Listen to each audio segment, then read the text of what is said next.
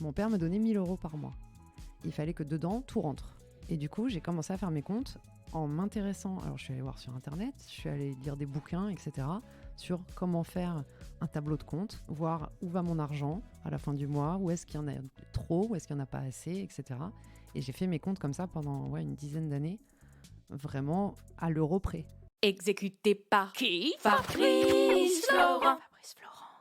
Bonjour, bonsoir, bon après-midi à toutes et à tous et bienvenue dans ce nouvel épisode d'Histoire d'argent. 3 vendredis par mois à partir de 6h du matin, on discute avec mes invités de leur rapport à l'argent, comment le perçoivent-ils, comment ils le gagnent, comment ils le dépensent, comment ils l'appréhendent, tout simplement. Je suis Fabrice Florent, je produis des super podcasts d'interviews et de discussions, en tout cas moi je les trouve super, et je crée des contenus. Je fais parler des pères de paternité, des mères de maternité, des gens de leur rapport au succès, je prends des mecs entre 4 yeux pour leur parler de masculinité, je fais causer des gens de leur rapport à l'argent et de plein d'autres thèmes que je vous invite à découvrir en allant sur mon site fabflorent.com, fabflorent.com. Si vous aimez cet épisode, vous pouvez aller écouter la bande-annonce du podcast pour en découvrir plus sur mon travail et mes autres podcasts. Si vous aimez mon travail, vous pouvez m'offrir un cadeau en échange en me soutenant financièrement et ainsi me donner un peu plus de sérénité en vous abonnant par exemple à mon Patreon ou en m'envoyant de l'argent sonnant et trébuchant. Allez dans les notes du podcast ou en allant sur fabflorent.com, fabflorent.com, donc vous y trouverez toutes les infos. Enfin, si vous aimez ce podcast, vous pouvez vous y abonner, mettre un chouette commentaire et 5 étoiles au podcast sur votre application de podcast préférée et surtout, partagez cet épisode et ce podcast autour de vous s'il vous a plu. Je suis sûr que vous connaissez des gens que mon travail pourrait intéresser. Vous pourrez également venir commenter avec mes auditrices et mes auditeurs chaque épisode directement sur mon Discord. Alors Discord, c'est un petit logiciel génial que je vous invite à découvrir, qu'il faut installer sur votre téléphone ou votre ordi. Vous pouvez également me suivre sur les différentes plateformes et réseaux sociaux. Vous pouvez vous abonner à ma newsletter et vous trouverez toutes ces infos pour me contacter dans les notes de cet épisode. Un grand merci d'avance et bonne écoute à vous. Lucie, bienvenue. Et merci beaucoup, merci de me recevoir. Non, merci à toi de m'avoir envoyé spontanément un message comme ça. C'est ça, la bouteille à la mer, je suis très contente que tu l'aies rattrapée. Ok. Pour venir me parler de ton histoire d'argent, Oui. tu m'as expliqué que ce podcast avait eu un effet étonnant sur toi. Oui, en fait, j'écoute énormément de podcasts depuis des années. Et la plupart, je me dis, j'apprends des choses. Et je ne sais pas pourquoi, je me suis toujours mise à la place des intervenants en me disant, moi, j'aurais pas autant de choses à dire, que ce soit histoire de daronne ou... Bon, je ne suis pas daronne, mais je veux dire, Pour le coup. coup. Dans les podcasts en général, me dire que ma vie ne pourrait pas apporter grand-chose aux autres. Et histoire d'argent, ça a changé beaucoup de choses. Déjà parce que moi-même, ça m'a questionnée. Je me suis beaucoup plus analysée, alors que jusque-là, je ne me posais pas de questions. L'argent, je vivais avec, j'en faisais des choses ou pas, et je ne me posais pas de questions. Le fait d'écouter ce podcast, ça m'a fait me poser des questions. Ça m'a fait réfléchir à quel est mon rapport moi-même à l'argent. Et c'est ce que je te disais aussi, l'épisode avec Sarah, avec ses laveries et le bateau, tout ça. C'était un épisode qui m'a fait comprendre que, en fait, je peux être cette personne qui a un rapport un peu bizarre et qui fait sa vie comme elle peut, et en fait qui se lance et qui se prend un petit peu au sérieux et qui fait quelque chose de sa vie, quoi. C'est ce que tu as fini par faire, mais on va en parler. Je suis en train. Oh là. J'étais au bon moment alors, je crois. Alors, je me suis demandé, parce que je me suis dit, ça se trouve, une fois que je suis auto-entrepreneur, que le truc roule, il y aura plus de recul et plus de choses à dire. Et en même temps, je me dis que là, c'est un moment un peu charnière et ça peut être intéressant aussi. Toutes les périodes sont intéressantes. Tu sais. Voilà. Potentiellement, dans un an, ça sera une autre histoire. Exactement. Et c'est cool de t'avoir maintenant. Mais avant ça, je vais te demander, si tu écoutes le podcast, tu connais les 2 premières questions. Je m'y attends, oui. Et la première question, c'est, en fait, si je te dis argent, qu'est-ce que ça t'inspire ? Alors, pour moi, c'est la liberté. La liberté de choisir entre 2 options plus ou moins chères. Et la liberté aussi de l'indépendance par rapport aux parents, par rapport à l'État, par rapport au patron aussi. Pouvoir dire non quand quelque chose ne me convient pas ou qu'un métier ne me convient pas, je change, pas grave. L'indépendance par rapport à l'État ? Par rapport à l'État, ouais. C'est-à-dire de ne pas avoir besoin de demander d'aide. Ok. Voilà, parce que j'ai eu beaucoup de périodes de chômage. Et... j'ai aussi demandé le RSA à une période, ce genre de choses. Là, par exemple, je suis dans un appartement où il faudrait que je touche les APL, mais c'est une telle galère de joindre la CAF que vraiment, je préfère avoir de l'argent pour m'éviter ce genre de Je comprends. démarche administrative. Ok. Voilà. Je n'avais pas Mm. le truc Oui, d'indépendance bah par alors rapport à l'État. l'État, oui. C'est Je pas... me disais peut-être que, je sais pas, tu te disais, de cela, je ne paye pas mes impôts. Non, pas du tout. Non, non. Je suis Elon Musk. Non, en fait, je sais que c'est important de payer ce genre de choses. C'est un peu comme le chômage. Je me dis, c'est grâce à moi, quand j'ai bossé et j'ai cotisé, mais aussi aux autres qui bossent, qui cotisent, que Mm. j'ai pu avoir le chômage. Donc, non, non, je participe. Ok. Je suis une bonne citoyenne. Ok. C'est quoi ton premier souvenir par rapport à l'argent? Alors, j'y ai pensé aussi. Et j'ai 2 souvenirs, en fait. Un avec ma mère et un avec mon père. Le premier souvenir avec ma mère, c'est que quand on était petit, on habitait dans une maison avec un jardin. Et pour protéger ses rosiers, elle faisait la chasse aux limaces. Et elle avait demandé à moi et à mon frère de trouver les limaces dans le jardin. Et elle nous donnait 10 centimes de francs à l'époque. 10 centimes par limace trouvée. Et on passait nos journées à chercher les limaces et à avoir du coup des fois 3, 4 euros. Et on s'achetait des bonbons après l'école avec ça, quoi. Ok. Donc c'était ça, c'était déjà comme un petit salaire, quoi. Il fallait travailler pour avoir de l'argent, quoi. Voilà, exactement. Mais bon, comme travail, c'était plutôt cool, hein, les limaces. Bon, bah, ça dépend. Tu peux peut-être détester l'image. J'imagine qu'il y a des gens qui vont se dire, moi, jamais pour 10... Mais même pour 10 000 euros, j'irai chercher des limaces. Je sais pas. Mais je pense que quand t'es petit, tu te poses pas la question, parce que ça, c'était... T'avais quel âge? Ouais, je pense que j'avais 6-7 ans. Ok. Donc, soulever les cailloux pour trouver les limaces en dessous, tu te poses pas la question de est-ce que c'est sale, qu'est-ce que c'est, pourquoi. T'aurais pu avoir peur des limaces. Oui, non, ça va. Et l'autre souvenir avec ton Et père? alors, le souvenir avec mon père, c'est qu'en fait, il manquait jamais d'argent. Donc, du coup, mon père, on n'en parlait pas. Et il m'emmenait une fois. Alors, c'est très, très rare. On faisait pas trop de shopping, tu sais, en centre commercial ou trucs comme ça dans ma famille. Par contre, une fois tous les 3 mois, on allait aux Galeries Lafayette et il m'achetait une pièce très, très chère. Pour moi, à l'époque, dans ma tête, c'était très cher. Je pense que maintenant, ça serait l'équivalent d'acheter un jean à 200 euros. Voilà. Ce qui est un jean très cher, Oui. 200 euros. Surtout quand tu es ado et que tu n'arrêtes pas de grandir et que tu changes de vêtements tous les 6 mois. Voilà, mon père m'achetait tout d'un coup un vêtement très cher comme ça. Et je le voyais pour lui-même aussi s'acheter des vêtements chers. Et c'était le... Et ça a créé quoi chez toi? Et ben en fait, sur le moment, je me rendais pas compte de ce que c'était. J'avais l'impression que c'était normal. Et c'est plutôt maintenant, avec du recul, que je suis choquée de me dire que c'est possible que ça m'ait paru normal, alors que maintenant, j'achète plus des jeans à 200 euros. C'est pas possible. C'est complètement hors de mes habitudes, quoi. Hors de ton budget? Aussi, Ouais. oui. Enfin, je pourrais prioriser Oui. les jeans et puis Ouais. mettre 200 balles, mais non. Ouais, c'est pas... Ok. Mais est-ce qu'il faisait ça aussi pour, je sais pas, se vanter d'avoir de l'argent auprès de toi, ou alors c'était juste un truc très naturel pour lui? Tu vois ce que je veux Alors, dire? Pas du tout vantard. Ouais. C'était très naturel pour lui et je pense que c'était aussi me donner le goût des belles choses, des beaux produits, de la belle matière, de la belle coupe. Et du coup, un peu, je pense qu'il prenait ça comme un pendant de son éducation pour nous.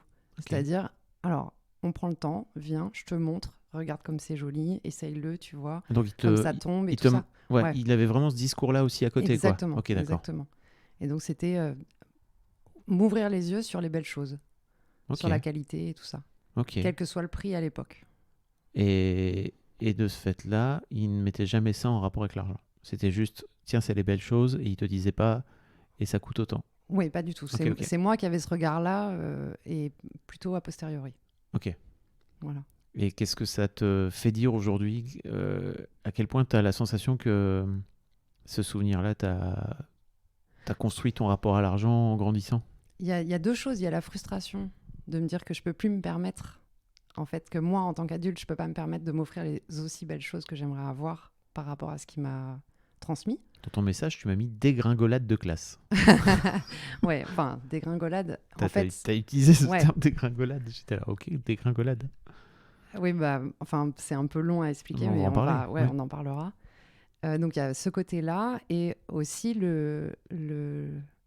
l'idée que j'ai pas assez profité de ça. Il y a toujours une espèce c'est encore de la frustration d'ailleurs, de pas profiter assez de tout ce que mon père avait à m'enseigner à l'époque. Mais pas spécialement sur l'argent finalement, plutôt sur la manière de vivre, la manière de voir les choses, de se dire que moins mais mieux, c'est voilà, la qualité plutôt que la quantité, ce genre de choses. voilà, j'aurais voulu passer plus de temps avec lui peut-être pour plus apprendre ce genre de choses. Ton père qui n'est plus parmi nous Si, aujourd'hui? si, Ok. si, il est toujours là. C'est juste qu'à l'époque, il avait très peu de temps parce qu'il était profession libérale. Et du coup, les moments qu'on passait ensemble étaient de grande qualité, mais très rares. Et donc, ce genre de choses, de shopping, tout ça, voilà, je te dis, une fois tous les 3 mois, sa parole est d'or, mais du coup, c'est très rare Ouais. d'avoir une parole de lui. Hmm. C'était un petit peu ça. Et donc- aujourd'hui, c'est pas un truc que tu pourrais faire en tant qu'adulte, de te rapprocher de lui pour lui demander des conseils, etc. Peut-être Alors, moins en tant qu'enfant, tu vois, mais plutôt en tant que d'adulte à adulte, quoi. maintenant, je lui demande plus trop, je suis dans l'observation. Ok. Et d'ailleurs, il continue, il garde toujours ce même état d'esprit qu'à l'époque. Donc j'observe, oui, quand je passe du temps avec lui, j'observe à fond. Ok. J'essaie de tout prendre. Quand tu dis ton père était profession libérale, il était médecin? Non, il l'est toujours d'ailleurs, il travaille toujours, il est expert pour les assurances en Ok. bâtiment. Ok. Voilà. D'accord. Et donc, il gagnait bien sa vie? Il gagnait de l'argent? Il gagnait très très bien sa vie quand j'étais enfant. Maintenant, un peu moins parce qu'il bosse un peu moins. Et surtout, lui, c'est pareil, la liberté, c'est très important pour lui. Et du coup, dès qu'il y a une contrainte, un peu, il vire ses clients, il sélectionne, il fait un petit peu comme il préfère, quitte à gagner un peu moins, quoi. Et c'est un truc qu'il faisait, tu crois, quand t'étais plus jeune, quand il était plus jeune? Ou Euh, alors il prenait le plus d'argent possible? Je pense que non, à l'époque, il prenait le plus d'argent possible parce qu'il avait 2 enfants et qu'il fallait, Hmm. il fallait gérer la famille, quoi. Ok. Ok, donc tu m'as... Qu'est-ce qui s'est passé alors pour que tu me parles de dégringolade de classe dans ton message? Alors pour moi, la dégringolade, c'est pas mes parents qui dégringolent, c'est moi par rapport à mes parents. Ouais. C'est-à-dire que donc mes 2 parents sont ingénieurs. Ils ont donc pour tous les 2, les études c'était très important. Moi et mon frère d'ailleurs, on m'a matraqué pour me dire qu'il fallait absolument que je passe un bac S. Résultat, j'ai triplé mon bac. J'ai pas réussi à l'avoir. Je savais même pas que c'était possible. Ah bah si. Donc Ok. 3 fois de suite, j'ai passé 2 fois mon bac S. J'ai raté les 2 fois. Et la dernière année, j'ai passé un bac ES en candidat libre et je l'ai eu. Mais vraiment, il y avait un côté de moi où c'est pas vraiment le bac si c'est pas le bac S. Ah ouais? Donc j'avais le bac, mais c'était pas un bac assez bien. Mais donc tu passais le bac S pour faire plaisir à tes parents alors? Pour rendre fier, pour me rendre fier, pour les rendre fiers, pour... Pour les rendre plutôt fiers que de te rendre fier toi, non? j'aurais été fière de les rendre soient fiers, je pense. Oui. Et puis, il y avait un côté aussi où, si je faisais ça, il y avait un espèce de prolongement. C'est-à-dire que j'étais encore à la hauteur de la famille. Ah. Parce que 2 parents ingénieurs, voilà, bon, il faut pas trop faire n'importe quoi derrière, quoi. Ok, donc petite pression quoi. Petite, Ouais. petite vraiment. Euphémisme. Et alors, pour la petite histoire, donc là, maintenant, j'ai 35 ans. Il y a 2 ans, pendant le Covid, j'en ai profité, j'ai passé le bac S et je l'ai. Non. Donc, je suis titulaire de 2 bacs. Mais attends, t'as passé le bac S à donc 30 balais, 30, À 33. Ouais. Pour arrêter d'en parler au psy. Vraiment, c'était ça, parce que je me suis rendu compte que c'était une frustration que j'avais depuis toujours de me dire, je suis capable d'avoir le bac S, pourquoi je l'ai pas? J'ai qu'à le passer, en fait. Et voilà. Et avec le recul, pourquoi tu crois que tu l'as pas eu quand t'avais genre 17-18 ans? Parce que j'étais occupée à bien d'autres choses que les études. Comme quoi, par exemple? Comme les garçons, comme, je sais pas, la lecture. J'étais très rêveuse et j'étais pas du tout dans faire les devoirs, apprendre des trucs par cœur alors que ça m'intéresse pas. Et d'ailleurs, j'avais des très bonnes notes dans les matières que j'aimais bien et des très mauvaises dans ce que j'aimais pas. Ok, et t'aurais pas pu passer un bac L en ayant par exemple eu une mention très bien parce qu'en fait t'aurais adoré, Peut-être. mais c'était pas possible dans la culture familiale, c'est ça? Voilà, je me laissais même pas le choix. Et même Ok. ES, c'était...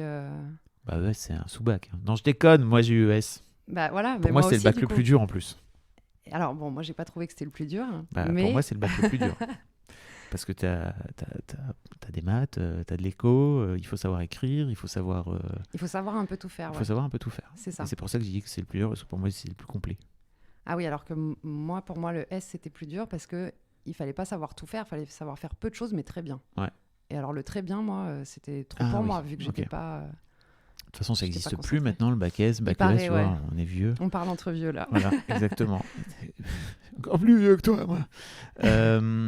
Ok, donc tu avais vraiment cette pression-là.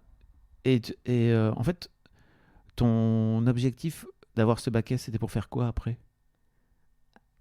Et alors, sur le moment, j'avais un peu envie d'être architecte. Ok. Alors, ce qui est marrant, vu que mon père travaille justement dans le bâtiment, Ouais. donc il y avait un côté un peu... c'était le truc qui m'attirait et qui aurait été dans la continuité, on va dire. Mais donc, forcément, en triplant mon bac, j'ai pu abandonner cette idée, hein, parce que déjà, il y a un âge pour rentrer dans les écoles d'architecture, et puis il faut le bac S, c'est tout, quoi. En plus, à cette époque-là, mon père me dit, écoute, il faut que tu trouves des études qui durent 3 ans maximum. Donc, parce que je ne vais pas pouvoir te payer un appartement sur Paris, tes études, etc. pendant plus de temps que ça. Donc, tu trouves un truc en 3 ans. À l'époque, gros malentendu entre lui et moi, c'est-à-dire que moi, je comprenais dans 3 ans, soit t'es SDF, soit t'as un métier. Alors que lui, de son côté, il se disait, t'as 3 ans pour créer quelque chose. Et si ça marche bien, je continue à t'aider. Ah. Mais moi, j'avais pas compris le je continue à t'aider derrière. Donc, je me dis, OK, j'ai 3 ans. En 3 ans, on peut faire quoi? Un BTS ou une licence? Du coup, licence, je me dis, il n'y a pas de métier derrière. Il faut faire un master, il faut faire quelque chose. Donc, je vais choisir dans les BTS. Je regarde la liste des BTS et je me dis, qu'est-ce qui a l'air d'être le plus dur? Je me dis pas qu'est-ce qui m'attire le plus. Je me dis juste, qu'est-ce qui a l'air d'être le truc pour les plus intelligents? Pour rattraper toujours ce complexe du bac S. C'est-à-dire, je me dis, j'ai pas le bac S, il faut que je fasse le truc le plus scientifique possible dans les BTS. Ok. Et donc, je choisis opticien. Donc, je fais une année de prépa. T'as pas du tout envie d'être opticienne? Pas du tout. Mais enfin. Ok. D'accord.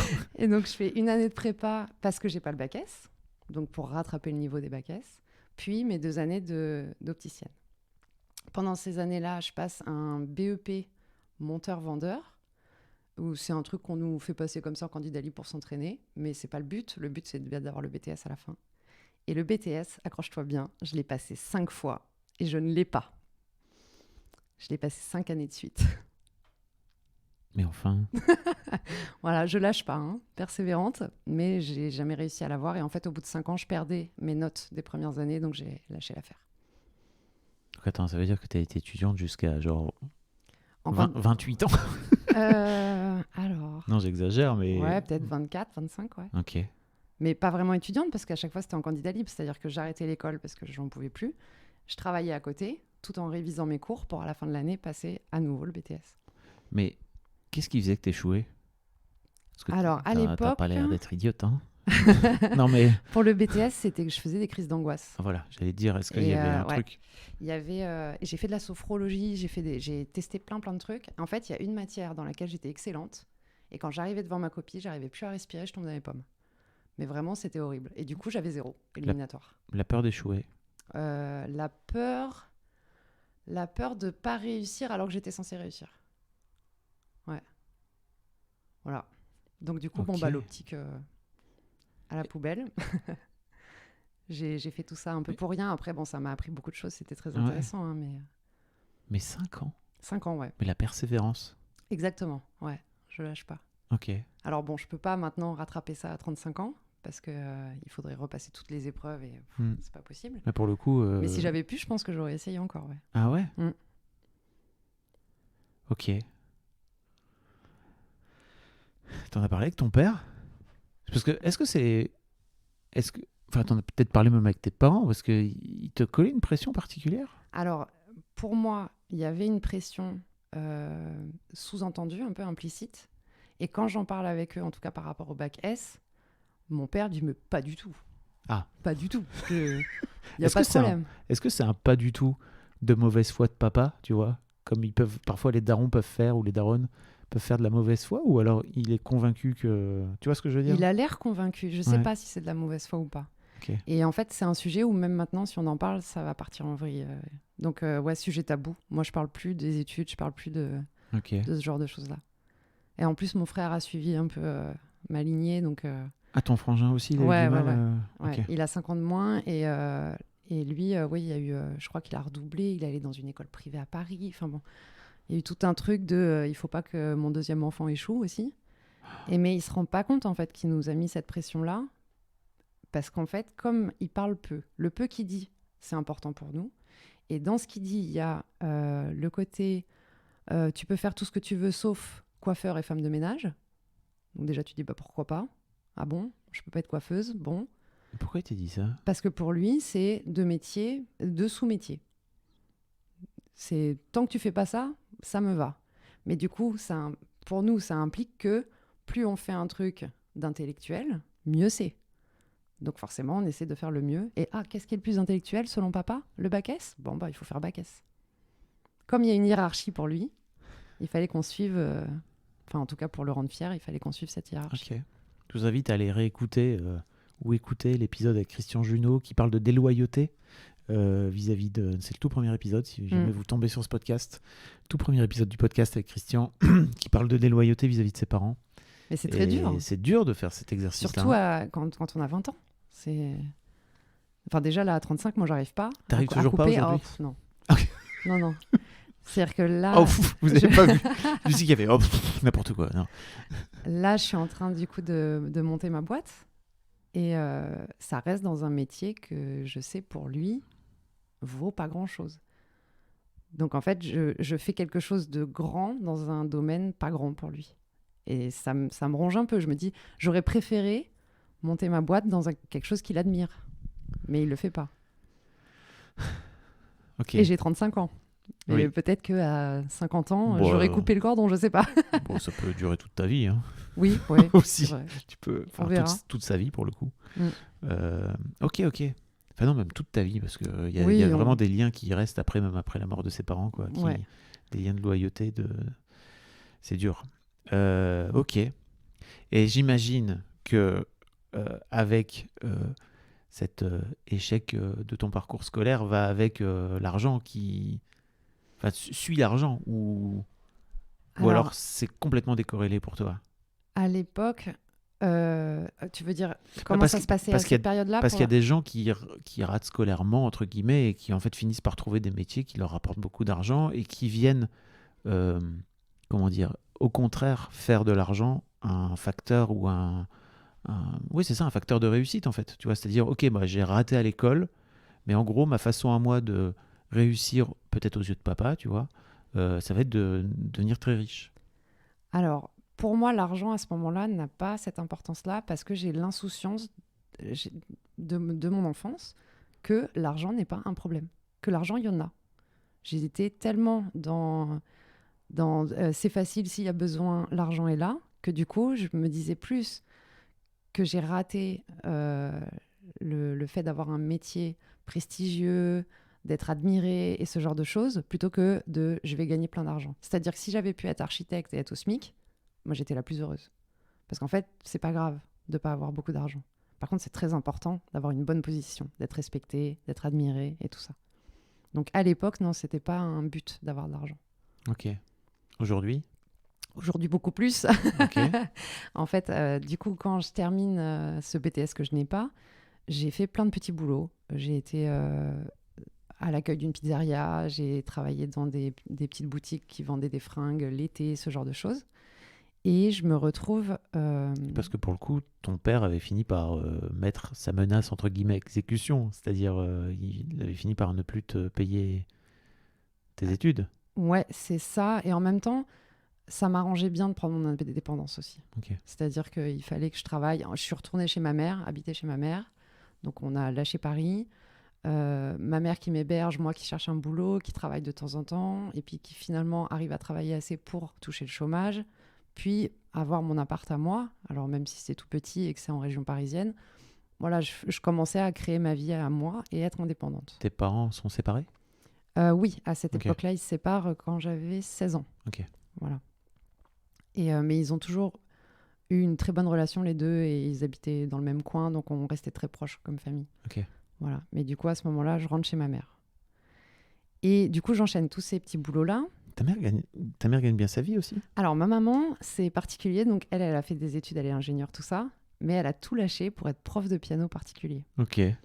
Et aussi, à une époque, beaucoup, elle peignait. Donc, elle a fait des vernissages, des expos, des trucs comme ça, avec des peintures. Donc, c'est une artiste.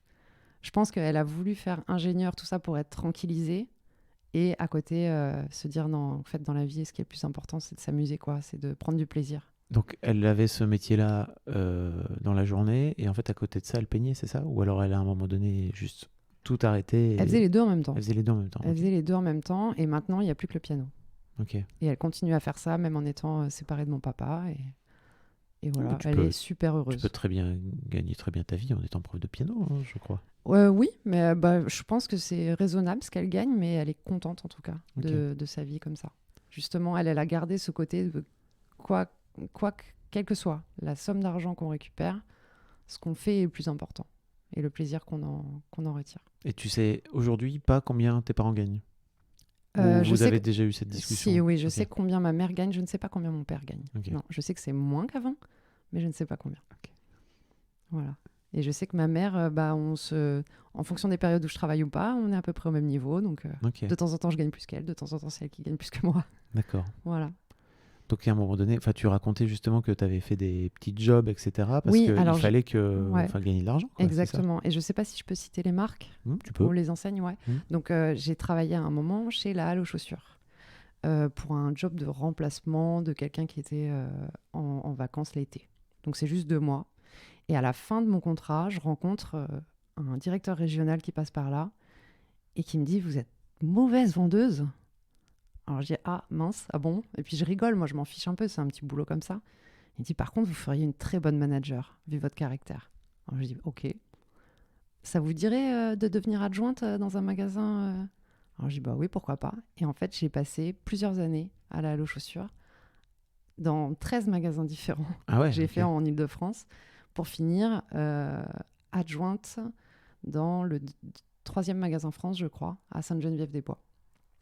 Donc, énorme structure, il y a 50 salariés, enfin, c'est un truc, un gros magasin qui fait travailler énormément. J'ai plus de vie personnelle du tout. Je donne tout pour le boulot, vraiment, mais beaucoup trop, hein, ma vie, mon corps, tout ça. Physiquement, je suis épuisée. Mais je donne tout en me disant, c'est là ma chance d'avoir une évolution qui fait que j'ai un poste important. Et dans ma tête, je me dis, l'objectif, c'est de devenir responsable, tout court. Malheureusement, à un moment, ma responsable elle-même, donc elle qui était une nana qui avait travaillé chez Carrefour, donc au niveau management, elle était au top, c'est elle qui m'a tout appris. Elle décide de s'en aller. Et je me dis, si elle s'en va, moi aussi, je m'en vais. Ah ok. Donc je m'en vais, alors que je suis qu'adjointe. Mais tu t'es pas dit que c'était l'occasion de justement de prendre sa place? Je l'aurais pas eu. Je l'aurais Ok. pas eu parce que j'étais pas assez prête. Ok. Et du coup, je me dis, c'est le moment de partir parce que je veux pas avoir un autre responsable qu'elle. Et là, je me découvre très bonne négociatrice de salaire. C'est-à-dire que je fais des entretiens ailleurs et j'arrive vraiment à augmenter mon salaire à chaque fois de 600 balles. Et j'enchaîne des boulots comme ça qui durent 1 an, 2 ans, où à chaque fois, je négocie vachement bien mon salaire. Tu t'es passé de combien à combien, par exemple? Et ben, je suis passée de 1003 net à 2002 net, Ah oui. il y a 4 ans. Oui, très belle augmentation pour le coup. Voilà. Bah, surtout pour ce métier-là, alors Oui. que j'ai pas le BTS MUC, j'ai rien fait pour avoir ce métier, à part mon expérience. Mais en fait, à chaque fois, j'arrive à me vendre très très bien. Je Donc- suis meilleure vendeuse de moi-même que de vendeuse de vêtements. C'est un peu ça. Voilà. Ok. Et donc là, dernièrement, alors donc il y a 6 ans, j'ai déménagé pour Toulouse.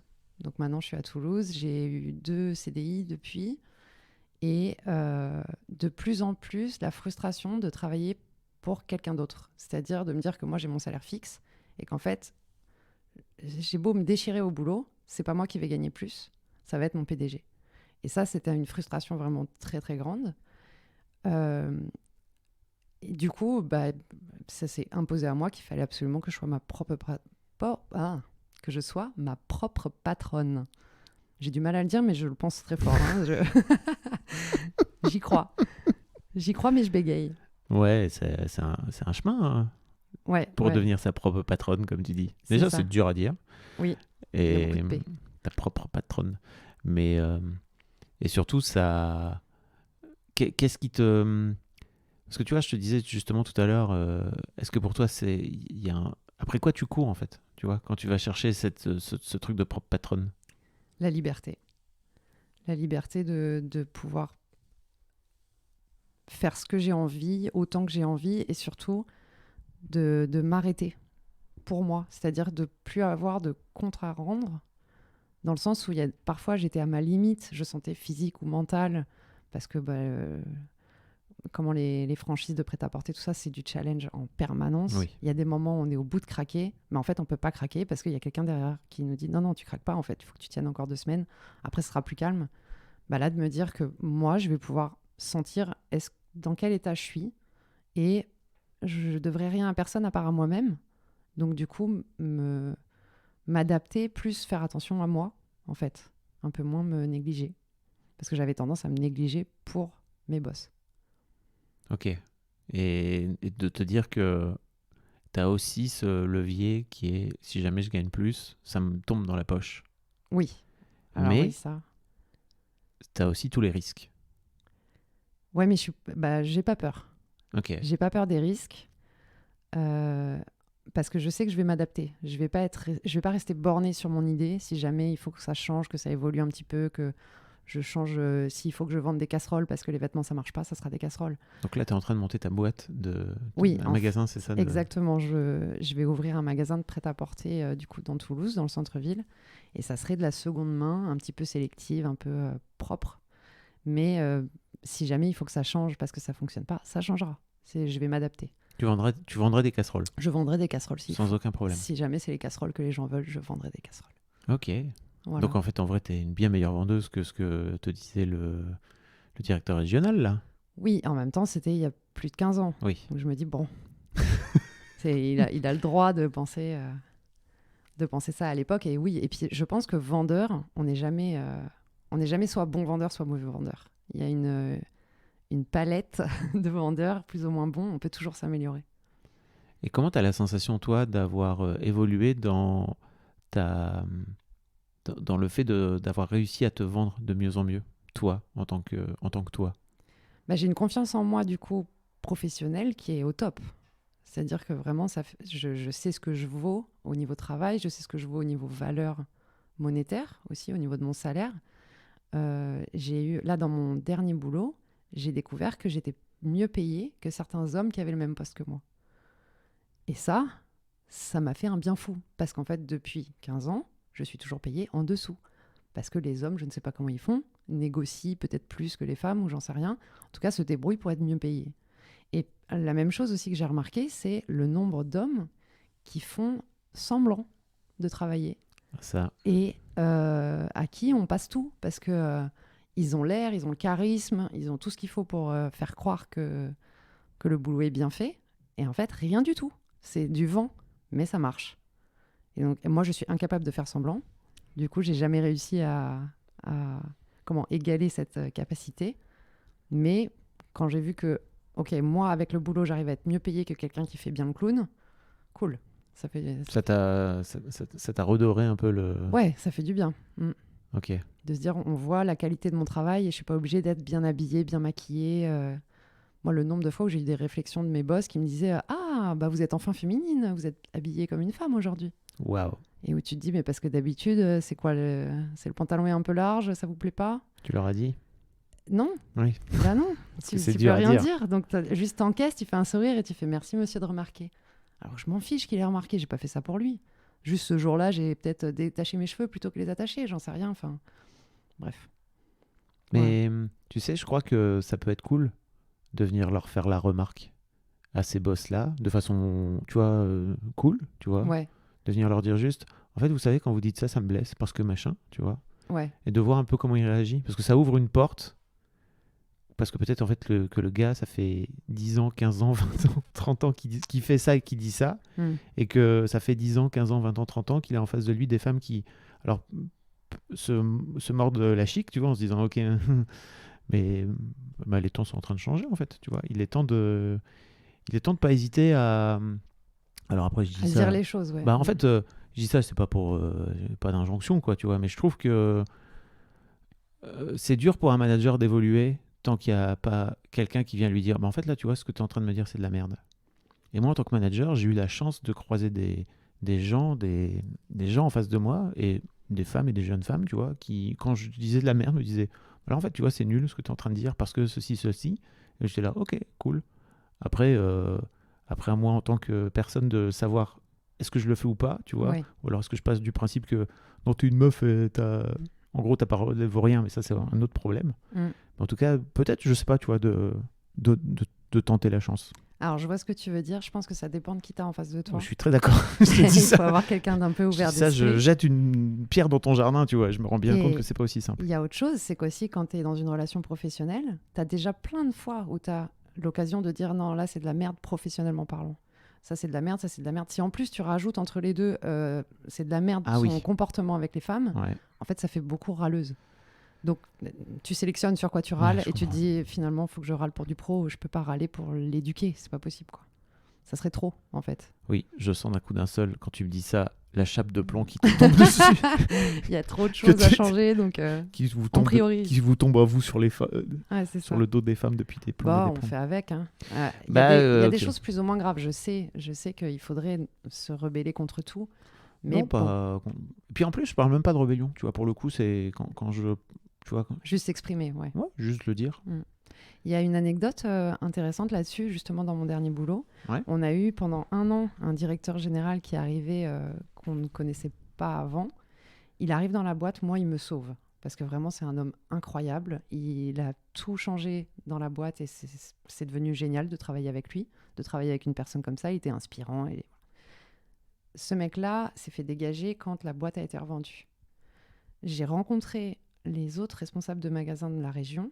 Ils étaient tous, ils avaient tous une image très négative de lui, comme quoi c'était un misogyne, que dans sa façon de parler aux femmes, il n'était pas terrible, que dans sa façon de s'asseoir.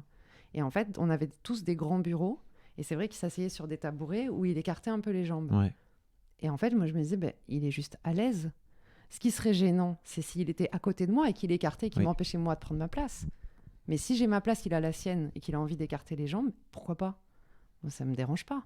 Et en fait, je me dis, c'est faux à quel point maintenant, on est accroché à des petits détails en se disant « Ah, là, lui, il prend une place par rapport aux femmes, il essaie de prendre une place plus importante, alors qu'en fait, il n'y a peut-être rien. » Et moi, ce mec-là, justement, j'ai trouvé que c'était la personne qui m'avait le plus respectée dans le monde du travail depuis le début.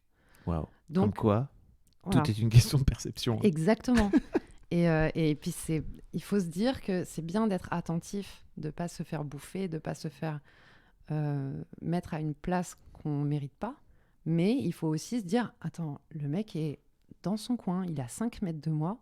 S'il prend un peu d'espace, c'est pas grave. En tout cas, pour moi, ça me paraissait pas du tout être une attaque. C'est ta perception. Voilà, c'est ça. Et c'est pour ça que c'est pas simple. C'est qu'en fait, il y a autant de perception qu'il y a de gens. Oui, exactement. Mais pour revenir à l'argent, et j'imagine que c'est lié tout ça, tu me disais tout à l'heure que, et je ne sais pas si tu as envie d'en parler, mais tu vas me dire, que l'un des déclics aussi qui t'a permis de pouvoir te lancer dans cette aventure entrepreneuriale que tu es en train de démarrer, c'est le fait de t'être séparé. Alors, je ne pensais pas que ça aurait cet impact-là. En fait, ça fait 1 an que j'ai terminé mon CDI et 1 an que je suis sur ce projet. Et par hasard, mon couple s'est terminé là en octobre. Donc, ça fait 4 mois. 4 mois, ouais, c'est ça. Ça fait 4 mois que ça s'est terminé. J'étais, pendant toute cette période-là, en train de créer mon dossier. Donc, c'est forcément, je suis à la maison devant mon ordinateur et j'écris ma description du projet, comment je l'imagine, qu'est-ce que je vais vendre, à quel prix, etc. Je suis dans les tableaux Excel. Sauf que il faut en même temps que je nettoie l'appart, je prépare à manger pour quand monsieur va rentrer, et puis le soir, il faut être disponible pour lui parce qu'on est amoureux et parce qu'il faut passer du temps ensemble. Et en fait, les semaines passent et j'avance pas du tout. Et je me dis, à ce rythme-là, il me faudrait un coup de pied aux fesses ou que tout d'un coup, je trouve le local de mes rêves pour que ça me booste et que je fasse plus que ça. Mais j'arrive pas à travailler quand il est là, et même quand il est pas là, j'arrivais pas. Par hasard, je me rends compte que après la séparation, je travaille super bien. Mais vraiment, je travaille 10 heures de suite. Tout d'un coup, plus rien pendant 3 jours. Et puis à un moment, en pleine nuit, je me dis, là, j'ai envie de faire ça. Et hop, je rallume toutes les lumières, je travaille. Et il n'y a personne pour me dire quelle heure il est, qu'il faut que je mange, qu'il faut que je dorme, qu'il faut... Il n'y a plus personne pour faire des commentaires, en fait. Et je pense qu'en couple, moi, j'ai vachement de mal avec les commentaires. Et pareil, quand j'étais avec lui, tous les soirs, il me demandait « Alors, t'as fait quoi aujourd'hui ?» Au lieu de me dire « Qu'est-ce que t'as envie de me raconter ?» ou « Quoi de neuf ?» Il me disait « Est-ce que t'as fait ci ? Est-ce que t'as fait ça ? Est-ce que t'as travaillé ? Est-ce que tu as appelé Ah des oui. gens? Est-ce que... En fait, il avait des questions ciblées qui faisaient qu'il fallait que j'ai fait ce qu'il pensait qui était le mieux. Plutôt que de te laisser la porte ouverte. Voilà. Ok. Et comme je suis un peu une sauvage et que je suis un peu en rébellion, moi, mon truc, je pense, au fond, c'était de dire, bah non, j'ai pas fait ça. Et alors? Et du coup, c'était, t'as bossé aujourd'hui? Bah non, pourquoi? Je sais très bien au fond de moi que c'est pour moi que je le fais. C'est ta vie à la fin. Hein. Oui, Voilà, c'est sûr. ça. Mais en fait, par esprit de, qu'est-ce qu'il y a? Qu'est-ce que tu vas faire? J'ai pas fait. Et alors? C'est, ah oui, bon, bah c'est pas grave, tu feras demain. Bah non, peut-être pas. Et voilà, le côté un peu adolescente en crise qui est revenu là à 30 ans. Bon, bref. Il avait un peu... Est-ce qu'il avait pas le rôle de ton papa? Me rends compte? Non, non, Ok. mon père n'était pas comme ça. Moi, mon père, là récemment, par exemple, je lui ai parlé de mon projet à mon père et je lui ai fait part un petit peu de mes peurs, de mes craintes, parce que forcément, monter sa boîte, c'est prendre des risques. Et du coup, des risques, il y a des peurs que ce soit l'échec, que ça soit un endettement à vie, j'en sais rien. Voilà. Je lui dis pourquoi. Alors, lui me dit, j'ai l'impression que tu n'avances pas très vite sur ton dossier. Et moi, je lui dis non, forcément, parce qu'en fait, j'ai un peu des peurs. Du coup, ça me ralentit un peu, mais j'avance quand même. Il me dit, ah bon, mais quelles sont ces peurs? Et je dis, ouh, j'ai pas envie d'en parler. Parce que j'ai pas envie d'avoir des conseils, j'ai pas besoin de votre avis, juste j'ai des peurs. Et ma belle-mère qui me dit, mais Lucie, tu sais, les peurs, ça soulage quand on en parle. Alors je me dis, ok, mais je demande rien. Juste, je vais vous communiquer mes peurs, mais je demande rien derrière. T'as dit ça? Voilà. Ok. Je dis mes peurs. Et là, mon père me dit, ah non, mais faut tout arrêter là. Ça va pas du tout. Hein. Ah non, mais ton projet, ça tient pas là. Si t'as des peurs comme ça, le fais pas. Hein. Alors je me dis, comment? Alors déjà, j'avais rien demandé, Ouais. je le rappelle. Et deuxièmement, mais pourquoi être aussi négatif? Et sur le moment, moi, ça a été un gros blocage pour moi, mais on en a parlé plus tard. En fait, lui voulait que je le rassure sur ma capacité à aller au-delà de mes peurs. Alors que moi, je voulais soit de la neutralité, soit de l'encouragement. Mais surtout pas du découragement. Ouais. Et en fait, on ne s'est pas compris. Et sur ce truc-là, on est un peu bloqué. Là, ça fait... Ah. C'était à Noël, donc ça fait 2 mois que c'est un petit peu froid. Je lui en parle plus trop parce que j'ai peur de ses réactions. Et que je me dis que j'ai pas besoin d'être soutenue. Mais il ne faut pas non plus me mettre des bâtons dans les roues. Je suis toute seule à faire mon projet, là. J'ai personne à qui raconter maintenant le soir où j'en suis, comment j'avance. Alors, j'en parle un peu aux copines. J'essaie de pas embêter tout le monde. Mais c'est vrai que pendant toute ma relation avec mon ex, là, tous les soirs, je racontais quoi de neuf. Là, il n'y a plus personne pour me demander « t'as fait quoi aujourd'hui ?» Donc, je me sens un peu seule. J'essaie de trouver la force en moi. Et j'ai pas besoin qu'on me pousse vers le bas, quoi. Ok, je comprends. Alors, j'ai pas besoin non plus qu'on m'encourage, mais juste la neutralité, ça me va. Tu m'as précisé dans ton mail que tu venais d'une famille métissée. Oui. Et je sais pas si ça avait un impact particulier dans ton histoire. J'imagine dans ton histoire que oui, mais dans ton rapport à l'argent? Je pense, alors dans mon rapport à l'argent, pas tellement, mais je pense que ça a un lien avec la façon dont mon père avait, a toujours d'ailleurs, le rapport à l'argent qu'a mon père, en fait. Donc mon père est d'origine du Moyen-Orient, d'un pays dans lequel on envoie les gens faire leurs études en France, puis ils y retournent après pour faire un métier un peu intellectuel dans le pays. Et une bonne chose, c'est que mon père est resté pour pouvoir me faire, hein, et mon frère avec. Mais du coup, donc, il est resté en France, il a fait ses études comme ça, mais c'était hyper important pour lui d'être ingénieur, de gagner de l'argent, d'avoir cette facilité-là, je pense, parce qu'il vient d'un pays dans lequel il y a, de ce que j'ai compris, pas trop de classe moyenne. Soit tu es très pauvre, soit tu es riche. Et du coup, comme il était dans la partie des riches, il fallait maintenir ce truc-là. Et voilà, donc non, c'était ce côté métissé. Pour moi, c'était plus pour expliquer le caractère de mon père, qui est de dire peu, de surtout montrer, mais de dire peu, et d'avoir ce côté fierté qui est pas dit clairement, mais il faut qu'elle soit là, il faut qu'il soit fier.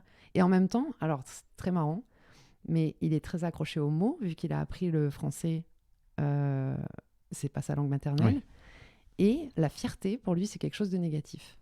On est allé voir dans le dictionnaire et c'est vrai que c'est négatif comme mot.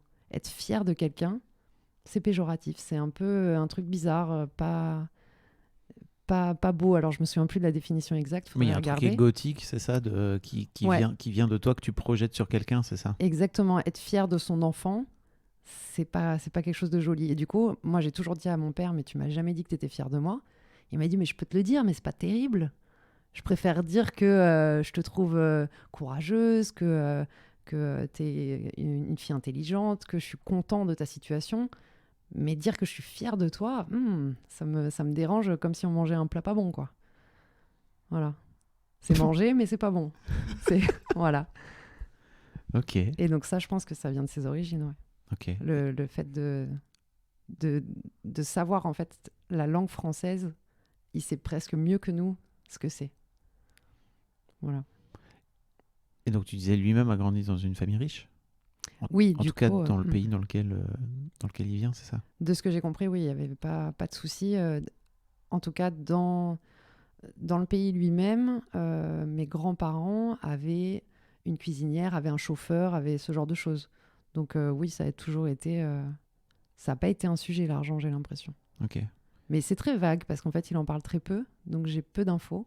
Mais en tout cas, bon, le plus important, finalement, c'est le ressenti que j'en ai moi maintenant. Bien sûr. C'est que l'argent n'a pas été un problème dans la famille de mon père depuis toujours, j'ai l'impression. Et tu as eu cette discussion avec lui à propos de l'argent, justement, parce que tu vois, quand tu parles de la création de ta boîte, etc., de la création de ta boutique, est-ce qu'à un moment donné, l'argent vient dans la discussion?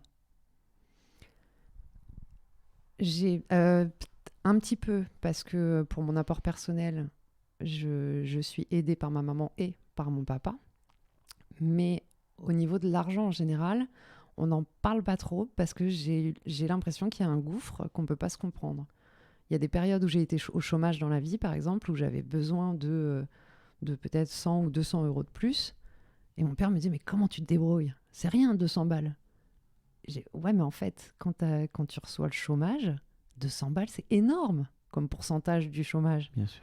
Et mais pour lui, c'était non, mais non, fais tes comptes, comment tu te débrouilles?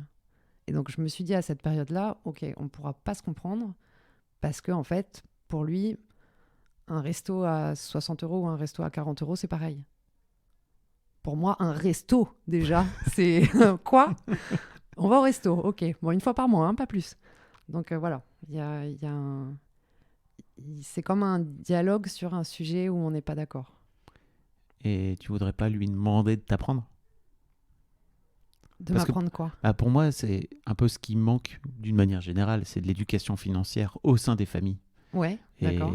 ton père, tu vois, quand il vient te dire bah, comment tu fais, comment tu gères ton budget, genre fais ton budget, bah, si on t'a pas appris à faire un budget, déjà, c'est compliqué. Est-ce que tes darons t'ont appris à faire un budget? Non, je me suis renseignée moi-même. Oui. En fait, quand j'ai commencé à habiter à Paris, j'avais donc mon appart et je faisais mes études d'optique. Mon père me donnait 1 000 euros par mois. Il fallait que dedans, tout rentre. Et du coup, j'ai commencé à faire mes comptes en m'intéressant. Alors, je suis allée voir sur Internet, je suis allée lire des bouquins, etc., sur comment faire un tableau de compte, voir où va mon argent à la fin du mois, où est-ce qu'il y en a trop, où est-ce qu'il n'y en a pas assez, etc. Et j'ai fait mes comptes comme ça pendant une dizaine d'années, vraiment à l'euro près. Voilà, Et t'as appris toute seule. j'ai appris toute seule, ouais. Et Ouais. aujourd'hui, tu me disais tout à l'heure que l'une de tes galères, entre guillemets, ça va pas être de gérer ta boutique parce que ça, tu l'as fait pendant des années que tu sais faire. Ouais, j'ai les C'est compétences plutôt pour l'aspect ça. paperasse et sans doute aussi la gestion qu'il y a derrière, ou ça, pour le coup, ça va?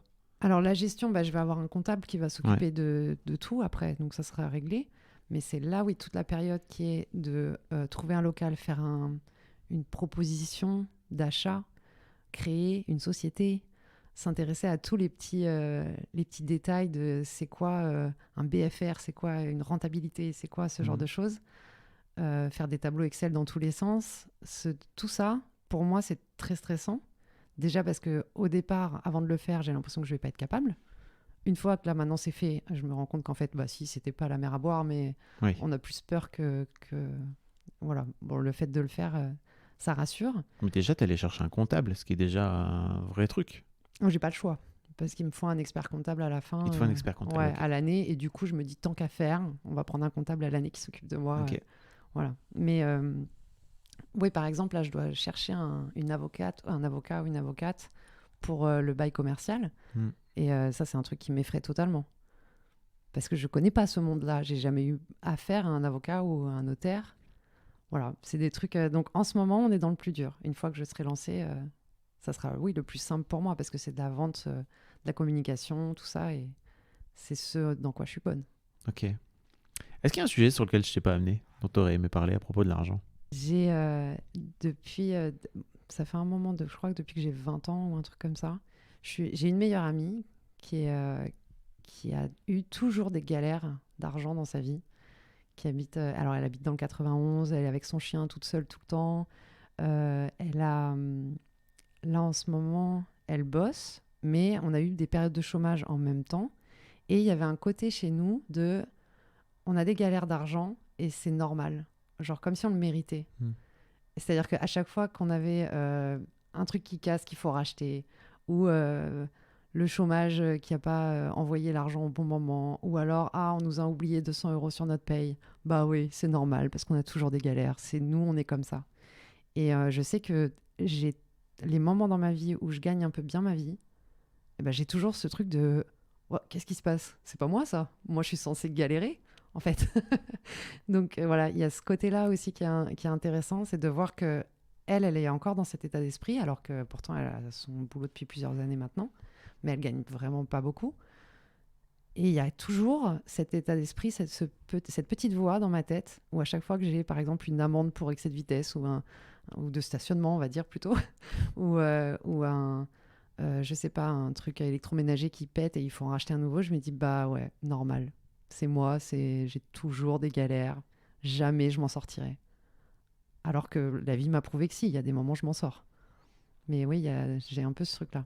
C'est horrible hein, parce que c'est une coach une fois qui m'a expliqué ça, ce fameux truc qui s'appelle le cercle auto-validant. C'est-à-dire que tu pars d'une croyance limitante qui est en fait je galère avec l'argent. Et en fait, à partir de cette croyance limitante, tu vas prendre des décisions qui vont forcément t'amener à valider en permanence ta croyance et à la fin de finir par dire tu vois j'avais raison. Exactement, c'est ça. Donc par exemple tiens je galère avec l'argent, de ce fait là tu vas te dire en fait comme je galère avec l'argent ça veut dire que je ne vaux pas beaucoup, tu vas pas forcément aller négocier ton salaire, de ce fait là tu vas te dire bon bah voilà, tu vas te rendre compte que peut-être le gars d'à côté ou la meuf d'à côté elle gagne plus que toi, et tu vas dire voilà parce qu'en fait moi je galère avec l'argent et en fait tu finis par créer une boucle comme ça parce qu'il t'arrive des merdes et de ce fait là t'as pas l'argent pour les payer. Et puis après tu dis et voilà je galère avec l'argent. C'est super dur d'en sortir mais une fois que tu en prends conscience, je trouve ça assez fou quoi. Et ta pote elle est encore là-dedans alors? Elle est encore un peu là-dedans ouais. Mais j'espère qu'elle va elle aussi augmenter dans son niveau de vie. Mais... C'est Christian Junot qui dit il faut aimer l'argent. Ouais. Qu'est-ce que tu penses de cette phrase? Ça me fait penser que justement j'ai remarqué les périodes où j'étais pauvre, je dépensais jusqu'au dernier centime, voire même plus. Alors que les périodes où je suis riche, entre guillemets, je dépense pas. J'ai l'impression qu'il y a un vrai problème de quand on est pauvre, de profiter au maximum jusqu'au dernier centime de ce qu'on a. Alors que quand on a l'argent, on se dit « Ah bah non, on va le garder pour les vacances ». Quand t'es pauvre, tu penses même pas à partir en vacances. Et donc, ça me fait penser à ça. À ce côté, en fait, de gestion, de manque, je pense. Que quand tu es dans le manque, en fait, tu en manques encore plus. Comme une augmentation de ta pauvreté et une augmentation de ta richesse si tu dépenses moins. Plus tu es riche, plus tu es riche, plus tu es pauvre, plus tu es pauvre. C'est un peu caricatural, mais je suis assez d'accord avec ça. Et d'ailleurs, je crois que c'est Christian, je le cite beaucoup, mais on a refait un épisode il y a quelques mois où il me disait, mais en fait, vous n'avez pas de problème d'argent. Là, maintenant, quand vous êtes en train d'écouter ce podcast, vous n'avez pas de problème d'argent. D'accord. Parce que, sauf si vous êtes dans la rue et que vous êtes sous un pont, là, effectivement, vous avez sans doute des problèmes d'argent, mais vous n'êtes sans doute pas en train d'écouter ce podcast. Mais normalement, si vous écoutez ce podcast, normalement, vous n'avez pas de problème d'argent. Ouais. Oui, c'est un état d'esprit, c'est un point de vue, en fait. Il faut se mettre dans le bon point de vue.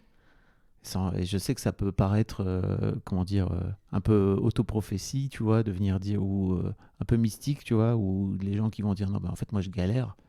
Mais je trouve ça hyper intéressant de juste revenir à un truc mais en fait, si tu regardes bien, est-ce que vraiment, cette prise de tête que tu as là, Elle t'occupe sans doute beaucoup d'esprit, quoi. Ouais. J'en sais rien. Et puis, il faut aussi relativiser par rapport aux autres qui sont dans une situation, peut-être, justement, se dire, attends, j'ai des problèmes d'argent, mais je suis pas sous un pont. On est Je tous mange. le riche de quelqu'un. Bien sûr, c'est Et ça. tous le pauvre de quelqu'un. Exactement.